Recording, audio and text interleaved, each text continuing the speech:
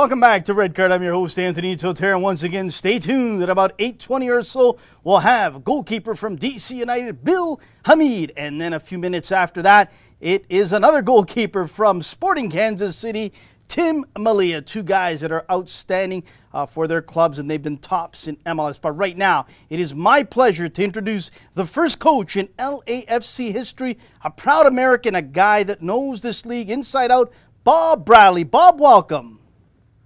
Hello, Anthony. How are you? Very good. Pleasure to have you on, and thank you so much for making time. Bob, you have traveled all over the world, Egypt, Norway, France, England, and the US of A. What convinced you, Bob, to come back to take on this project? I had really good discussions with the people at LAFC, and with all the different experiences that I've had, I think I really came out of them all feeling very committed to finding a place where I could take my vision and my ideas and try to turn it into something. And I really felt that LAFC, there was a similar vision. The idea that, you have a club that sees the importance of connecting with the city. And, obviously I watch a lot of Toronto FC, and I think what's happened there fits what I'm talking about. When a city really embraces a team, and when the identity of the team fits with what the city's all about. We did it 20 years ago in Chicago when I had a chance to be part of that startup operation, and now I'm really excited about trying to do it in Los Angeles. Bob, in this unique project of LAFC, you've traveled all over the world. What did you learn from those travels of yours that can be used in this special building process of this new franchise? It's not that you learn anything, but it makes you more committed to your ideas. It makes you more committed to the idea that for a team to connect to supporters, it's got to play good football. It's got to be fun to watch. It's got to play with a kind of passion and commitment that people respect and feel part of. And you can't cut corners. Obviously, results always matter, but more than just results. There's something about the way a team steps on the field and what it's all about in every game that I think is very, very important to building a team. So to get to my second point, then you almost answered it completely. I was going to discuss with you a style or an identity that you want to instill with your club, that then all MLS clubs and the city of Los Angeles will know that this is your style, this is the way that you want to play week in and week out, year in and year out. What is that style? What is that identity that you want to bring? Is it up-tempo, offensive? Is it more of a defensive style? No, it's being good with the ball. It's creating chances. It's trying to win the ball back quickly when you lose it. It's a team where everybody plays for their teammates and puts everything they have into it. The football can take on slightly different characteristics based upon the players. Barcelona doesn't play like Juventus. Juventus doesn't play like Bayern Munich. Bayern Munich doesn't play like Dortmund. Dortmund doesn't play like Napoli. But there's still something about great teams in terms of what they're about when they step on the field, the ideas that they have when they have the ball, and how players move to be in good position, and how the ball can move quickly in order to create advantages. The kind of commitment to win the ball back. So, the final little parts always come as you get started, but that bigger picture, I think, is really a collaboration of all the things that you see in great teams, and an attempt to get all the players on the same page.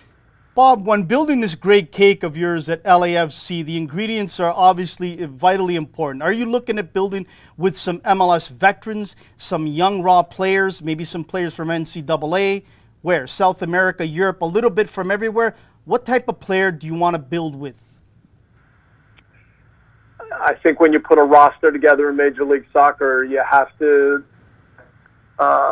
understand the importance of every piece. So Obviously, people get excited about big signings and big names, but you've also got to have players that do little things, unsung players that make everybody better. You need young players that have the right mentality and want to get better. One of the things that we had in Chicago from the start was this balance. We had the experience of Peter Novak and Lubos Kubik, and in the first year, Roman Kasetsky and Jerzy Podbrozny.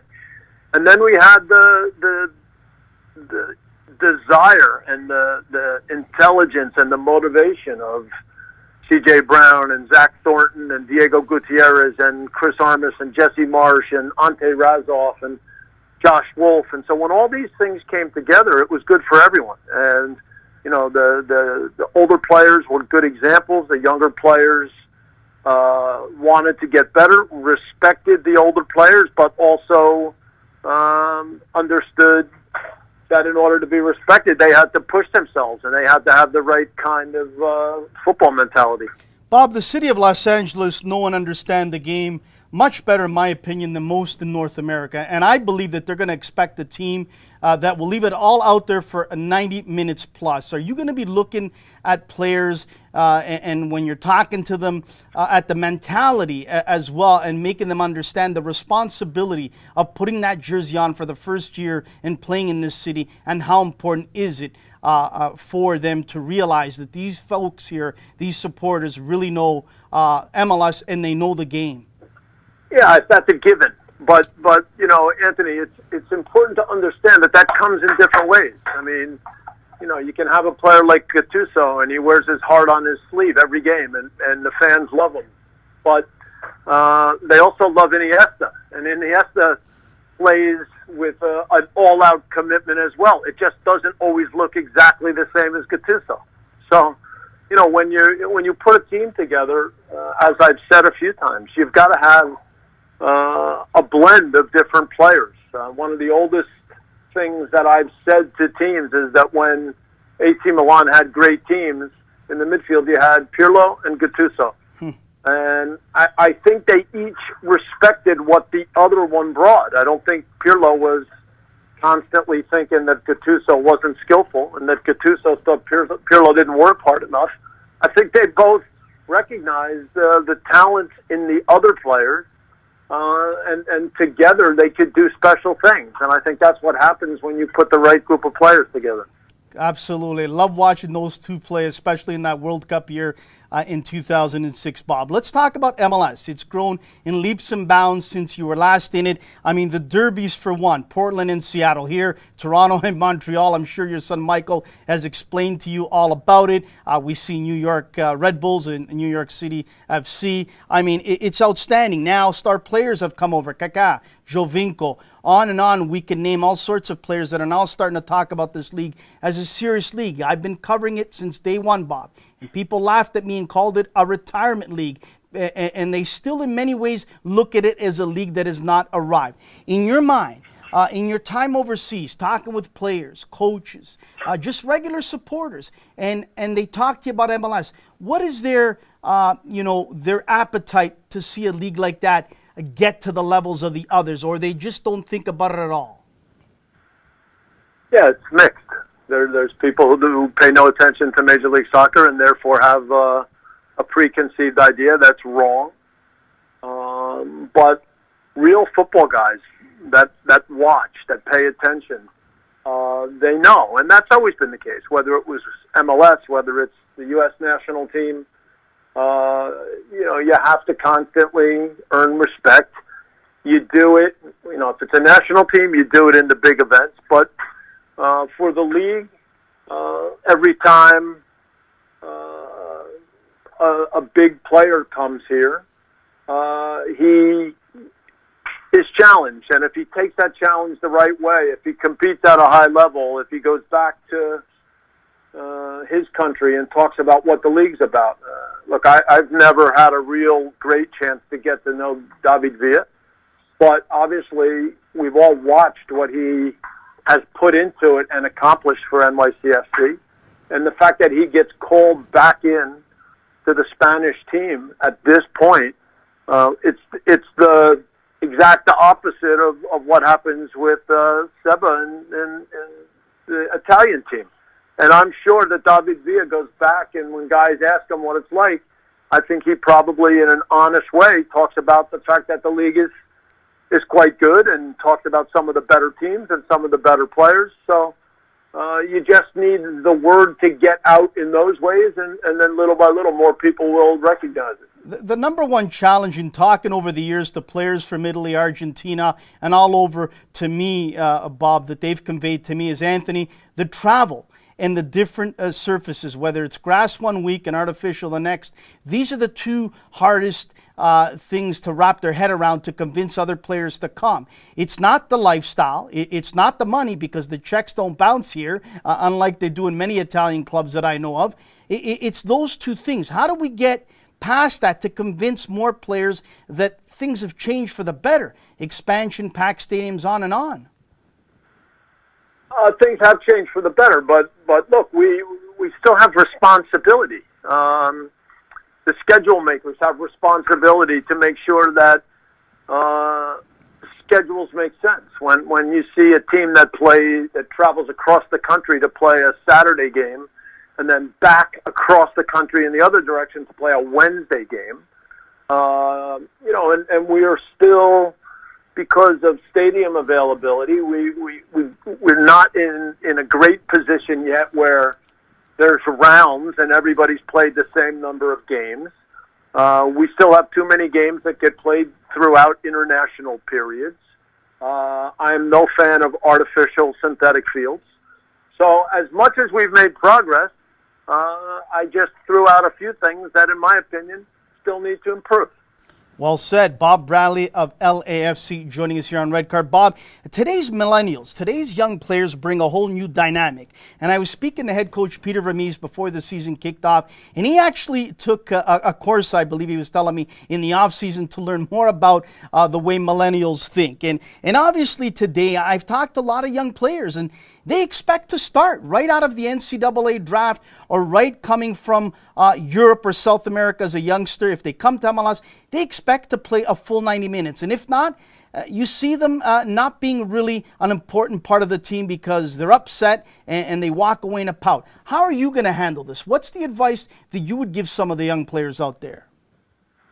Well, all of the older guys, and I'm in that category, have a tendency sometimes to group younger players and to say, they don't do this, they don't do that, and when we were young, we used to do everything. And sometimes you need to step back and actually understand that everybody has their own way of thinking, their own way of doing things. And one of the most important characteristics of a coach is your ability to size up people, your ability to figure out the right way to connect, to challenge them, to know when to be hard, when to put your arm around them.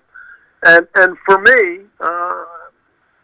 I feel like I've had experiences with young players from all around the world. And I am confident that I've had a good way to let them know that I care about them as players and as people, and that together we're going to try to push them forward. And that's the job. There's no one way. So I'm not a believer that they all get grouped together. You've got to figure out what makes a guy tick, and then every day, even when it's not going well for him, let him know that you're in his corner and that it may not be easy, but that's the way it works.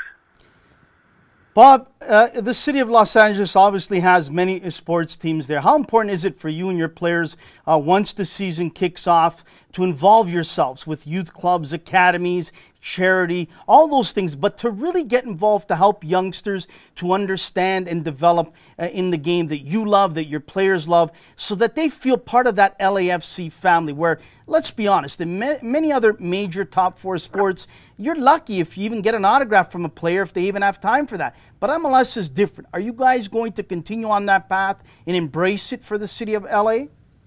Absolutely. In fact, one of the most impressive things is that all of the people that have been working at LAFC since the beginning their energy is just so at such a high level, and they've created momentum without a team, without a coach, without players. And so all of us now, when we come on board, we're joining a group of people that have set the bar so high for how things work. And I loved that part from the beginning. And on Friday mornings, we always have a full staff meeting. And when people talk about what's happened that week and how important it is to be out in the city and connecting with our fans and connecting with people who potentially will come and support us. Look, this is what it's all about. And, you know, it's got to be a two-way street. You've got to show people that you care about them, that inside the city you're going to be active in the right ways, and that you hope that they'll be part of your club and come to the stadium, and everybody can share something together. Lastly, Bob, before we let you go, we really thank you for your time. I can't let you go without talking about your son, Michael. To me, he has really embraced the city of Toronto and this club. To me, he's a Torontonian. His competitiveness, his leadership qualities on and off the field, the way he has displayed it since the first day he has come has been unbelievable. I watched the game with my two sons, whether at home or on the home field at BMO, and I tell them to circle in on Michael. The way that he distributes the ball, the leadership qualities and the effortness that he shows out there is unbelievable. I've said this to Bill Manning. I've said it to many others. The greatest player in MLS history, in my mind, will go down as Sebastian Giovinco. But the most important signing in Toronto FC history is Michael. As a young boy growing up and watching your son grow up, what were some of the key words and some of the key moments that you had with Michael to become what he is today? Not only on the field, Bob, but also off the field, because he has shown as a true leader in the community as well. Tell us. My father showed me and my brothers the right way to do things, the right way to treat people, the right way to act, what it meant to stand for something. And, you know, when you're lucky enough then to have children, you try to make sure that your children understand these things. And so Michael was around the game from the time he was born. He had many good examples, but with all of that, he also understood that you have to earn respect for yourself. If you're a young kid hanging around the Chicago Fire, if they think that you're just a spoiled kid that's only around that place because your father's the coach, then they're not going to give you the time of day. But if they see that you're a kid that that listens, works, picks up, isn't constantly offering opinions about things that you shouldn't be talking about, that, you know, you've got to prove to them every day that if you hang around here, that that you deserve their respect. And so, you know, from the time he was little, there were conversations that were probably years ahead of his age, but they were all with the idea that if you want to earn respect, this is how you do it, and I can't do it for you. Your mother can't do it for you. It's something you've got to do for yourself. Bob, you're a class act as a father and as a coach. Good luck at LAFC. Welcome back to MLS, and it's great to have you on board once again. We'll see you up here, I'm pretty sure, at the MLS Cup Final, because I believe, once again, TFC will be here, and it'll be great to see you up here. Again, good luck, and thank you so much for your time, Bob. Okay, Anthony. Good luck. Thanks. That is Bob Bradley, first coach in LAFC history. He's a class act. He's a gentleman, a scholar of the game, a student of the game, but I love what he talked about as being a father. That really hit me right in the heart, and I love hearing stories like that. And to me, it's not just about the game, it's about being a father as well. So thanks again to Bob Bradley for making time out of his busy schedule. Quick commercial break, and then coming back, Bill Hamid of DC United. We will talk to also Tim Malia of Sporting Kansas City, and Michael Petrassa will close it out from Canada's men's national team training up north here in Toronto. Stay tuned right here on Red Card. I've been sitting here